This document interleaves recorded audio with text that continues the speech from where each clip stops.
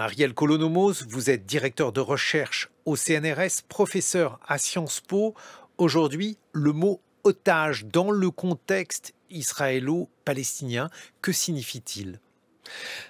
Un ou une otage, c'est une personne qui est détenue par un groupe qui va exercer un chantage auprès, le plus souvent, d'un État pour le forcer à faire quelque chose ou à ne pas faire quelque chose, dans le contexte et en menaçant, évidemment, de porter atteinte à la vie de cette personne ou de ces personnes, justement, comme dans le cas euh, de ce qui se passe aujourd'hui à Gaza, où un nombre très important de personnes sont retenues en otage. Et le Hamas, au départ, avait demandé à ce que tous les prisonniers palestiniens soient libérés. Cette situation est particulièrement dramatique et extrêmement inédite, dans la mesure où il n'y a jamais eu autant d'otages à Gaza. D'habitude, c'était une ou deux personnes. Maintenant, ces otages sont inatteignables, autrement que par une intervention au sol. Aussi, une autre caractéristique de cette prise d'otage, c'est qu'elle a lieu dans un contexte de conflit à haute intensité. Alors que d'habitude, il peut y avoir le temps d'une négociation. Et donc, on se situe dans un temps long. Ici, les délais sont très brefs. Et il y a cette situation très particulière où les otages deviennent des boucliers humains. C'est-à-dire que non seulement le Hamas peut les tuer, mais aussi il peut dire qu'ils sont tués sous le feu des Israéliens, de leurs concitoyens. Il y a une longue histoire, Ariel Kolonomos, des otages dans le conflit israélo-palestinien. Si vous deviez retenir quelques épisodes qui vous paraîtraient particulièrement marquants. Euh, il y a, hum, il y a eu une phase où les prises d'otages avaient lieu souvent dans un contexte de détournement d'avions. Là, il y avait beaucoup d'otages, mais le lieu où ces otages étaient détenus était évidemment bien identifié, et cela menait souvent à des raids de l'avion et parfois, souvent, enfin, à la libération de tous les otages ou de la majorité des otages. Il y a évidemment le cas très célèbre de la prise des otages lors des Jeux Olympiques de Munich, où tous les otages ont été tués en Allemagne, et où ce sont les Allemands qui étaient les forces de sécurité qui ont dû affronter cette situation. Un fait extrêmement marquant dans l'histoire des otages en Israël, c'est la prise d'otage du soldat franco-israélien Gilad Shalit en 2006.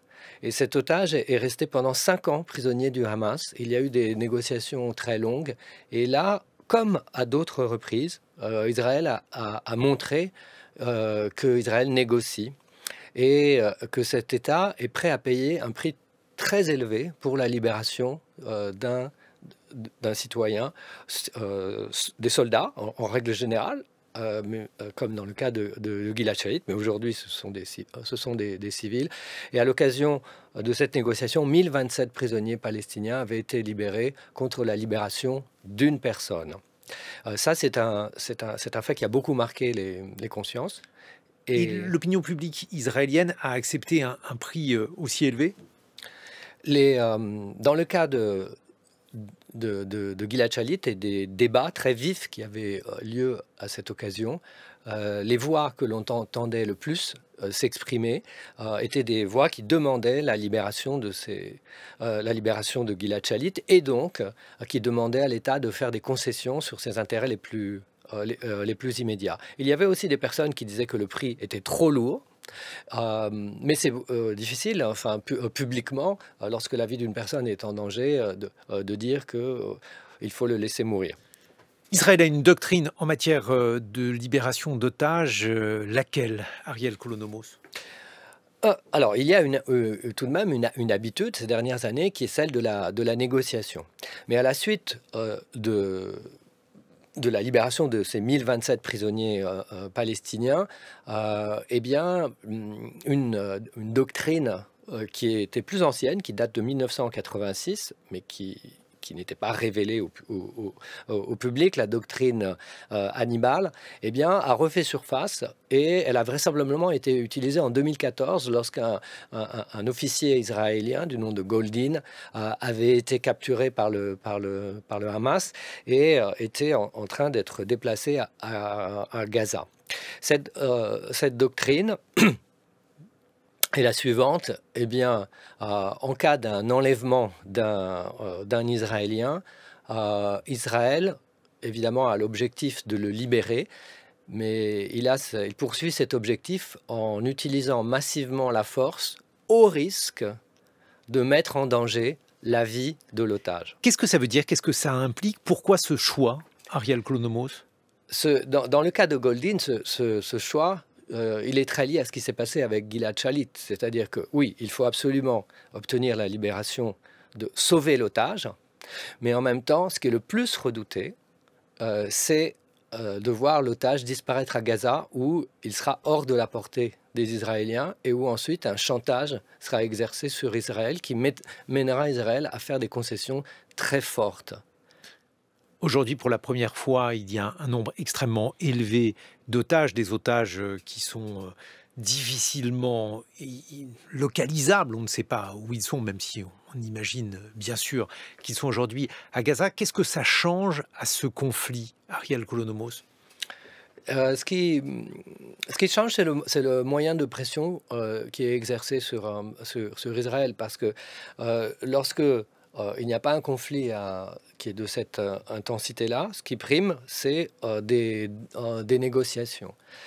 Mais ici, il y a peut-être des négociations qui sont entreprises par des tiers, certaines diplomaties occidentales via le Qatar, mais aussi, ce qui change ici, c'est la manière dont l'otage va être utilisé comme un moyen pour atteindre une fin dans la guerre, c'est-à-dire la logique de bouclier humain.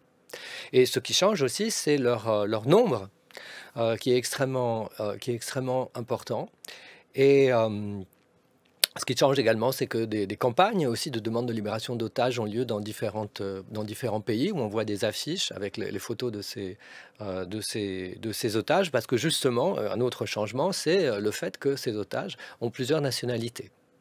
Mais on n'a pas l'impression que la présence de ces otages modifie la manière dont la guerre est menée. Votre avis à ce sujet, Ariel Klonomos? Alors, c'est vrai qu'aujourd'hui, après à peu près 10 jours de guerre, eh bien, la décision qui a été prise en Israël est de bombarder et de bombarder plus durement que par le passé Gaza. Et donc, cette politique de bombardement, elle suit la logique véritablement du conflit et non pas de la négociation des otages. Donc pour l'instant, c'est vrai que ce qui prime, c'est plutôt l'atteinte d'objectifs militaires qui restent d'ailleurs à définir. Mais des voix s'élèvent pour demander la libération des otages. Et donc, voilà, cette situation, elle est très particulière. C'est la situation des dilemmes. Et c'est ça qui me semble particulièrement intéressant dans ce cas de figure, c'est parce qu'un État est confronté à plusieurs exigences. Et quelle que soit la solution qu'il va essayer d'apporter aux problèmes qui se posent devant cet État, eh bien, cette solution aura des conséquences négatives et très négatives, quelle qu'elle soit. Et ça, c'est le dilemme. Et aujourd'hui, la façon d'affronter ce dilemme, c'est de bombarder très durement, mais en sachant que, justement, ils ne pourront pas le faire aussi longtemps, enfin, beaucoup plus longtemps que cela. Et ensuite, à voir s'il y aura négociation ou s'il y aura une intervention au sol, où, évidemment, se posera un autre dilemme, qui est celui de l'acceptation d'un nombre élevé de morts parmi les soldats.